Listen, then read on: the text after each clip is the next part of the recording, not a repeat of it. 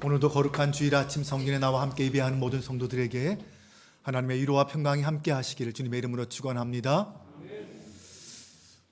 오늘 본문은 내 백성을 위로하라 라는 하나님의 메시지로 시작됩니다. 저는 이 말씀이 지난 한 해 동안 코로나 포스트 시기를 지나면서 여러 어려움 속에 살았던 우리 성도들에게 주시는 하나님의 위로의 말씀이라고 믿습니다. 지난 3월 코로나 팬데믹이 엔데믹으로 전환되면서 많은 부분에서 예전의 모습을 회복하기 시작했지만 여전히 또한 많은 부분이 영원히 과거로 돌아갈 수 없는 상황이 되었습니다. 우리는 이전과는 전혀 다른 새로운 시대를 맞이했고 지금 그 시대를 살고 있습니다. 나아가서 앞으로는 우리가 생각하지 못했던 전혀 새로운 시대가 우리 앞에 기다리고 있습니다. 교회적으로는 아직도 온전한 예배가 회복되어 있지 않습니다. 우리 교회만 하더라도 약 15% 정도의 성도들이 아직도 온라인 예배를 드리거나 아예 교회를 나오지 않고 계십니다. 사회 경제적으로는 전쟁의 여파와 함께 고물가가 기승을 부리고 실물 경제는 전혀 나아질 기미를 보이고 있지 않습니다. 성도들뿐만 아니라 많은 사람들 중에 영적으로 육적으로 탈진하여서 삶의 의욕을 잃어버린 채 절망에 빠져 있는 분들도 많이 있습니다. 이런 시기에 맞이하는 두 번째 강림주일에 하나님은 우리에게 너희는 내 백성을 위로하라 라는 말씀을 주십니다. 강림절은 고난 가운데 있는 자기 백성을 위로하시는 그 하나님을 기다리는 시간입니다. 이 말씀을 주실 때 당시 이스라엘 백성들의 상황은 한마디로 희망 없음의 상황이었습니다. 바벨론 포로 생활은 아직 끝나지 않았습니다. 이스라엘의 정신적 중심인 예루살렘과 신앙의 중심인 예루살렘 성전은 여전히 파괴된 상태에 있었습니다. 시편 137편을 보면 바벨론 포로로 끌려간 백성들이 그곳에서 노역장에서 눈물로 세월을 보내는 그 고통스러움을 이야기하고 있습니다. 우리가 바벨론의 강변 곳곳에 앉아서 시온을 생각하면서 울었다. 그 강변 버드나무가지에 우리의 수금을 걸어 두었더니 우리를 사로잡아 온 자들이 거기에서 우리에게 노래를 청하고 우리를 짓밟아 끌고 온 자들이 저희들 흥을 돋우어 주기를 요구하며 시온의 노래 한 가락을 저희들을 위해 불러보라고 하는구나. 우리가 어찌 이방 땅에서 주님의 노래를 부를 수 있으랴. 예루살렘아, 내가 너를 잇는다면 내 오른손아 너는 말라 비틀어져 버려라. 이 노래를 부르는, 이 시를 지은 그 사람들의 마음은 어떤 마음이었을까요? 기쁨을 잃어버리고 절망의 어두운 터널에서 울고 있는 그 백성들의 눈물과 애환이 그대로 담겨 있습니다. 아직도 이 절망의 어두운 터널의 끝은 보이지 않습니다. 그런데 오늘 본문에서 2절에 주님은 너희는 예루살렘의 마음에 닿도록 말하며 그것에게 외치라 라고 말씀합니다. 이런 상황에서 어떤 말로 위로하라는 것입니까? 무슨 말을 해야 그들의 마음에 닿을 수 있을까요? 신앙생활을 하다 보면 현실은 가깝고 하나님의 말씀은 너무 멀리 떨어져 있는 것 같이 느껴질 때가 있습니다. 하나님의 전능하심을 믿지만 현실과는 전혀 다른 말씀드린 것 같기에 받아들이기 힘들 때가 있다는 것입니다. 이것이 우리의 영적인 갈등이고 고민 아닙니까? 모든 환경이 그렇게 절망적인 상황 속에서 하나님은 이사야 선지자에게 이렇게 외치라고 말씀하십니다. 2절 후반절입니다. 그 노역의 때가 끝났고 그 죄악이 사함을 받았느니라. 그의 모든 죄로 말미암아 여호와의 손에서 벌을 배나 받았느니라. 무슨 말일까요?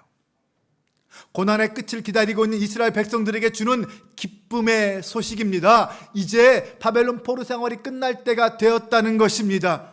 이제 하나님의 새로운 역사가 펼쳐질 것이라는 말이죠. 그럼에도 이 말씀을 사실로 선포하고 전하는 사람도, 듣는 사람도 사실은 이 말씀을 받아들이기가 쉽지 않습니다. 현실은 전혀 그런 모습을 보이고 있지 않기 때문입니다. 그런데 하나님이 전하시라고 하시니 어쩌겠습니까? 선지자는 자기가 판단해서 가능한 말은 전하고 가능하지 않은 말은 전하지 않는 그런 사람이 아닙니다. 하나님이 전하시라는 대로 그대로 전해야만 하는 것이 선지자의 사명입니다. 이사야 선지자는 하나님의 명령에 따라 이제 모든 형벌의 때가 끝났고 회복의 시대가 오고 있다고 선포했습니다. 우리가 분명히 기억해야 할 것이 하나 있습니다. 우리가 구원받은 것은 우리의 의로움 때문이 아니듯이 지금 이스라엘 백성들과 때론 우리가 회복되고 위로를 받는 것은 우리에게 그만한 자격이 있어서가 아니라는 것입니다. 다만 하나님의 언약 속에서 하나님의 사랑 때문입니다. 사랑하는 여러분, 우리 하나님은 당신의 백성을 위로하시는 분이라는 사실, 위로의 하나님이심을 믿으시기 바랍니다. 고난 가운데 있는 백성들을 그대로 두지 않고 돌보시는 분이십니다. 이스라엘 역사 속에서 때론 엘리야와 엘리사 같은 선지자를 통하여 이스라엘을 위로하셨던 그 하나님이 이제는 포로로 붙잡혀 있는 그 백성들을 향하여 포로 생활을 끝나고 회복될 거다라는 위로의 말씀을 선포하고 있습니다. 이제 이스라엘 백성들이 포로 전에 지었던 그 모든 죄악들이 용서받았다고 말씀합니다. 죄악에 대한 벌은 충분히 받았다. 이제는 회복이 시작되었다고 하십니다. 하나님은 이사야 선지자에게 이 놀라운 소식을 선포하라, 전파하라 라고 말씀하셨습니다. 죄악의 굴레에 매여서 고통스러운 삶을 살고 있던 인간들에게 이제는 그 모든 죄에서 구속받은 벗어날 수 있는 길, 그 소망이 찾아왔다라고 말씀합니다. 인간의 죄를 구속하고 회방시켜줄 메시아가 찾아오게 되었다는 것이죠. 그러면 그 메시아가 누구입니까? 바울 사도는 로마서 5장에서 우리가 연약할 때에, 우리가 아직 죄인 되었을 때에, 우리가 하나님과 화목하지 않았을 때, 원수 되었을 때 하나님께서는 우리를 위하여 예수 그리스도를 이 땅에 보내셨다라고 선포합니다. 그러면서 로마서 8장 32절에서 자기 아들을 아끼지 않으시고 우리 모두를 위하여 내주신 분이 어찌 그 아들과 함께 모든 것을 우리에게 선물로 거저 주시지 않으시겠습니까? 라고 했습니다. 우리가 하나님으로부터 사랑을 받고 위로를 받는 이유는 바로 그분이 위로의 하나님이시기 때문입니다. 고린도후서 1장 3절과 4절에 바울은 이렇게 말합니다. 우리 주 예수 그리스도의 아버지이신 하나님을 찬양합시다. 그는 자비로우신 아버지시요 온갖 위로를 주시는 하나님이시요 온갖 환난 가운데서 우리를 위로하여 주시는 분이십니다. 우리 하나님은 위로의 하나님이신 줄로 믿습니다. 그러기에 우리에게도 소망이 있습니다. 하나님의 말씀이 위로가 됩니다. 모든 환난 가운데서 위로하여 주시는 그분이 자비와 사랑의 하나님이시기 때문입니다. 그 하나님이 당시의 선지자를 통하여 당신의 백성들에게 위로와 회복의 말씀을 선포하시고 내 백성을 위로하라라고 하셨으니 당연히 위로가 되고 회복될 것입니다. 강림절은 바로 우리의 죄를 속하시기 위해서 하늘의 모든 보좌를 버리시고 이 땅에 오시는 메시아, 그 메시아를 기다리는 시기입니다. 위로의 주님을 기다리는 시간입니다. 사랑하는 여러분, 코로나와 전쟁뿐만 아니라 온갖 인간의 고통스러운 시간 속에서 우리의 고통은 계속되고 있습니다. 하지만 분명히 하나님의 약속인 위로와 회복의 시간은 찾아올 것임을 믿으시기 바랍니다. 비록 여전히 전쟁은 계속되고 있어도, 여전히 질병은 다 끝나지 않았어도, 여전히 내 삶의 문제는 우리 앞에 펼쳐져 있어도, 다만 신실하신 하나님의 약속의 말씀을 믿고 기다리는 힘을 내는 저와 여러분 되시기를 바랍니다. 여러분, 지금은 절망하여 울고 있을 때가 아닙니다. 새 시대를 향한 위로의 말씀을 선포하신 그 말씀을 붙잡고 예수 그리스도를 통해 이루어질 회복을 기대할 때인 줄로 믿습니다. 오늘 말씀 3절과 4절에서 이사야 선지자는 두 번째 말씀을 받아서 이렇게 외칩니다. 한 소리가 외친다. 광야에 주님께서 오실 길을 닦아라. 사막에 우리 하나님께서 오실 큰 길을 곧게 내어라. 모든 계곡은 메우고 산과 언덕은 깎아내리고 거친 길은 평탄하게 하고 험한 곳은 평지로 만들어라. 이사야가 백성들에게 외친 이 말씀은 하나님께서 이 땅에 오실 수 있도록 우리 마음의 길을 준비하라라는 말씀입니다. 우리 마음의 장애물을 다 걷어치우고 깨끗하게 정리하여 평탄하게 하라는 것입니다. 하나님을 맞이할 마음의 준비, 영적인 준비를 하라는 것입니다. 골짜기처럼 깊게 패인 마음들, 산처럼 높아진 교만한 마음들, 거칠고 고르지 못한 그 모든 마음들을 평탄하게 하면 그때 주님이 임하신다라는 것입니다.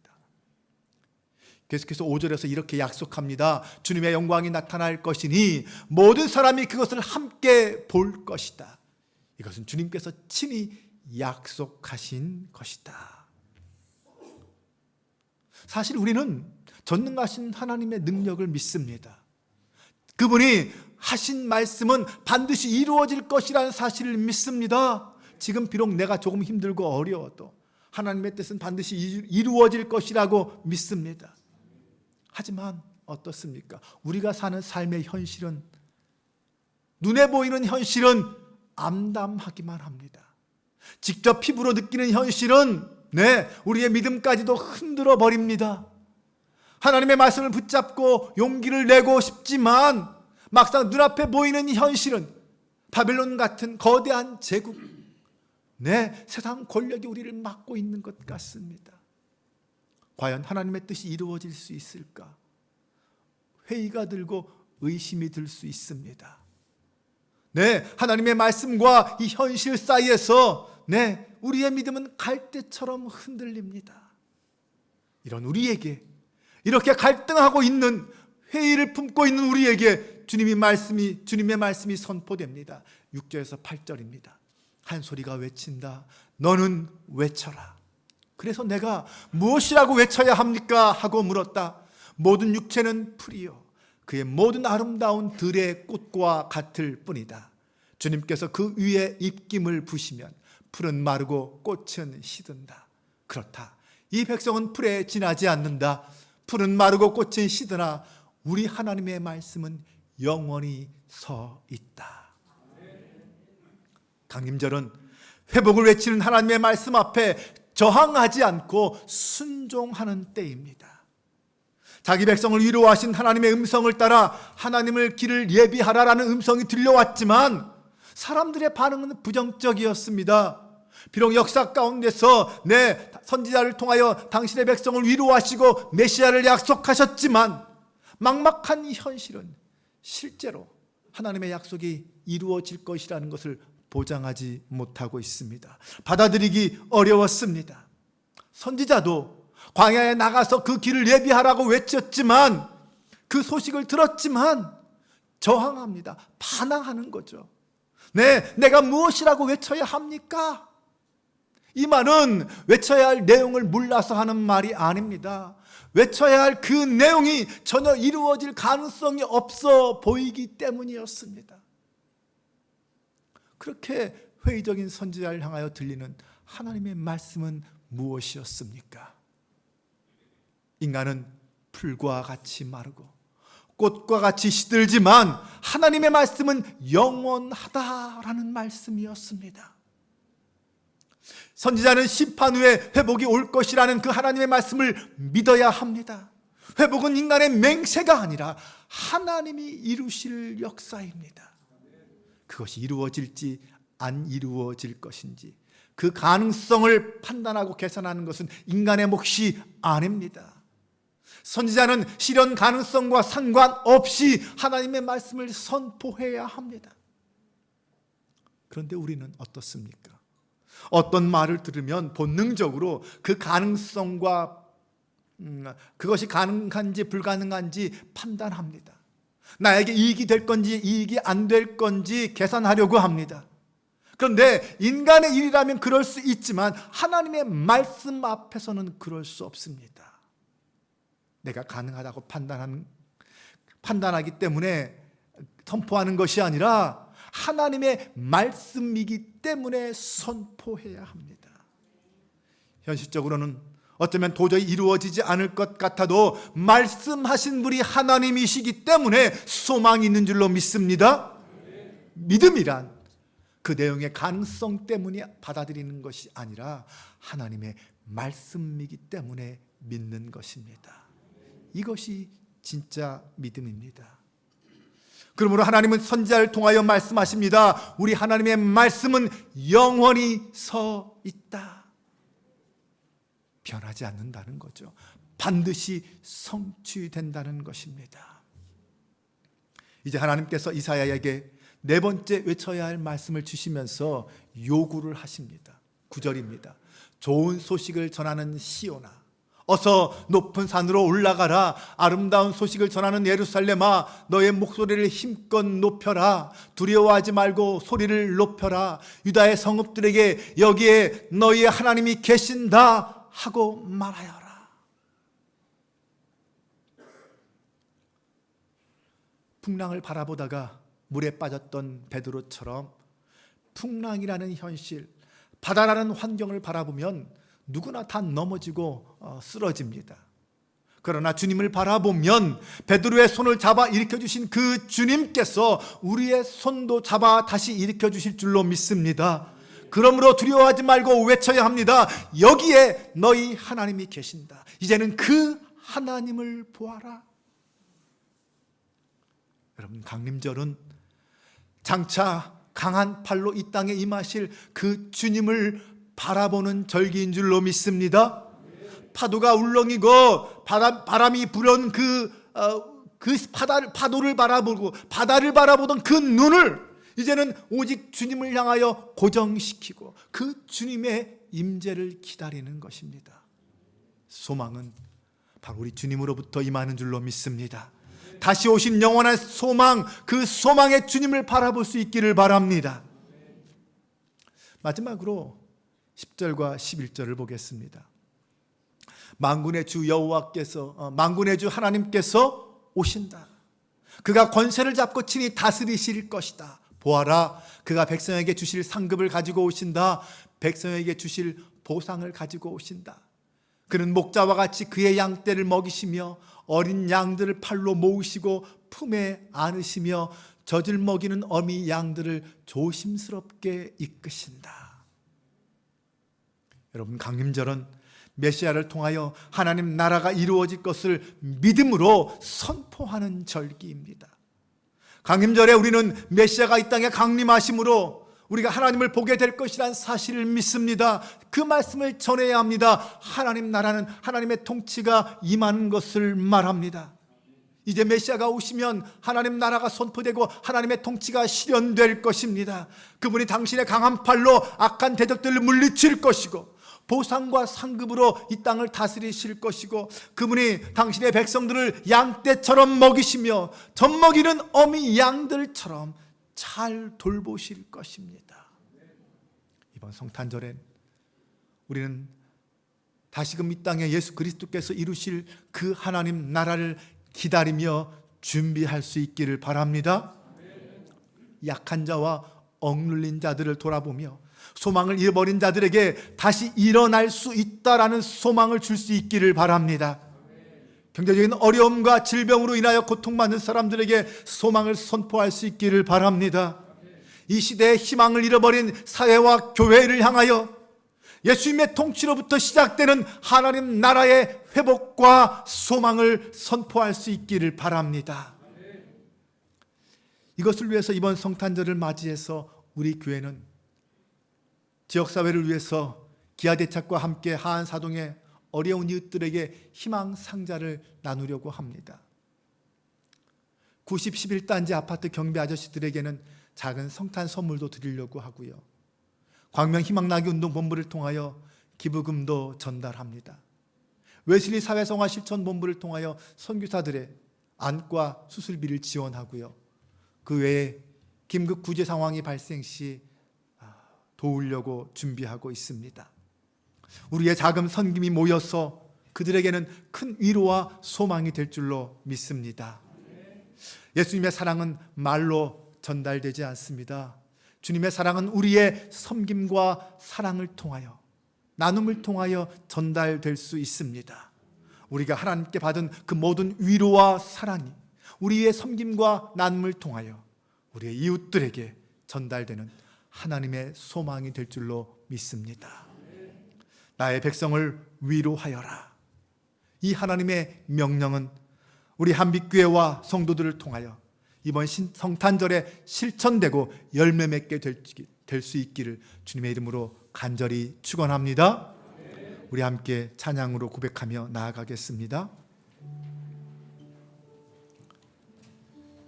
이 땅에 임할 하나님의 나라, 하나님의 사랑, 하나님의 공의, 빈틈없이 그 하나님의 영광이 선포되기를 소망합니다.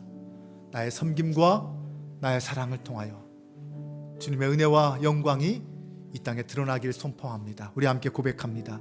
예수 하나님의 공의.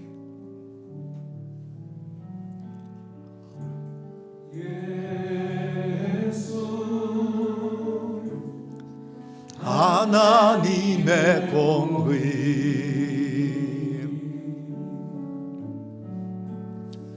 주독생자 그의 나라 임하시네.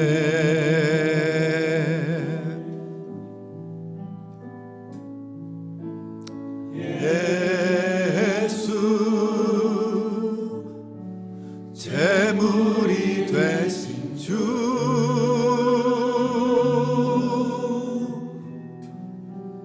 영광 중에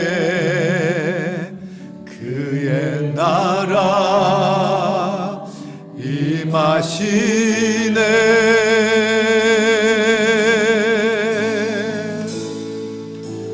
주의 나라 영원하며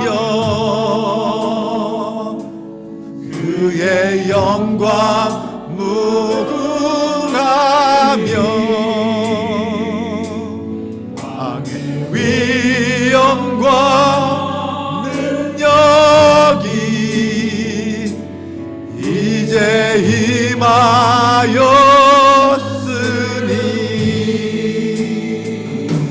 주의 주권과 주의 통치와 주의 나라 힘과 권세 임하네.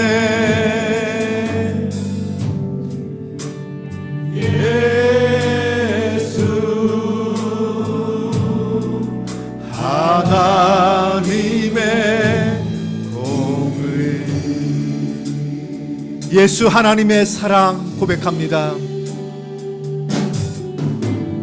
예수 하나님의 사랑, 주은혜와 말씀으로,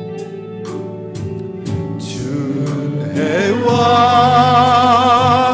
말씀으로 아멘 나타났네.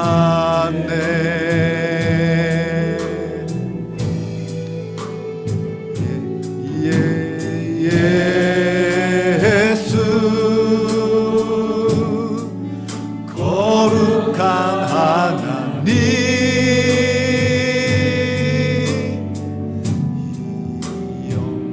영광 중에 그의 나라 임하시네.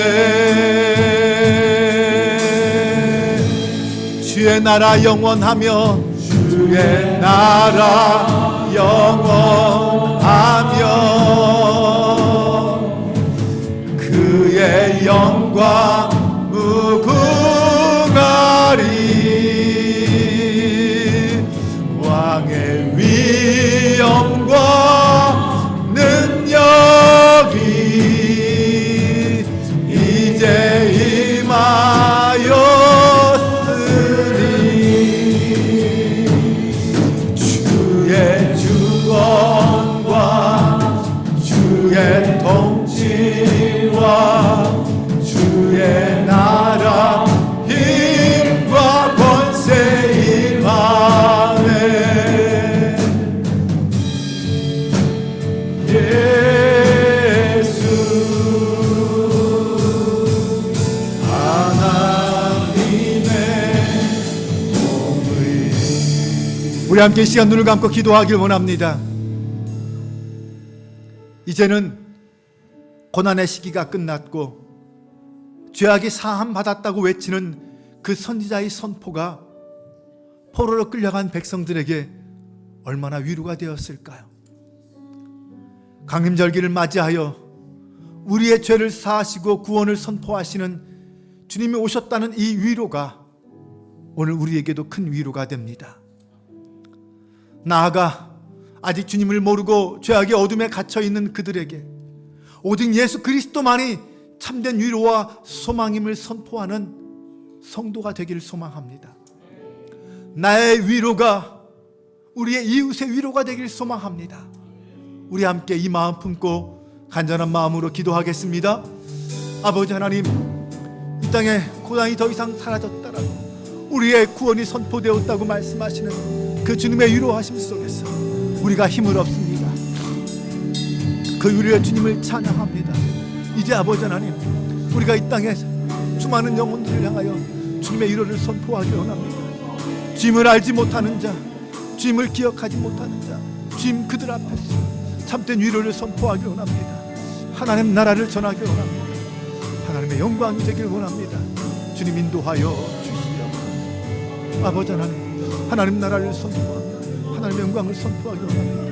그 모든 것 위에 임하시는 주님의 역사 이루게 하여 주시옵소서. 하나님, 우리가 이 땅에 선포하고 꿈꿔야 할 것들이 있습니다. 하나님, 그것을 결코 포기하지 않게 하나님의 영광을 반드시 이루어갈 수 있도록 인도하여 주시옵소서. 아버지 하나님 믿습니다. 하나님의 능력을 믿습니다. 사랑의 주님, 우리 가운데 임재하여 주시옵소서. 성령 하나님께서 함께해 주님 믿사옵고 의지합니다.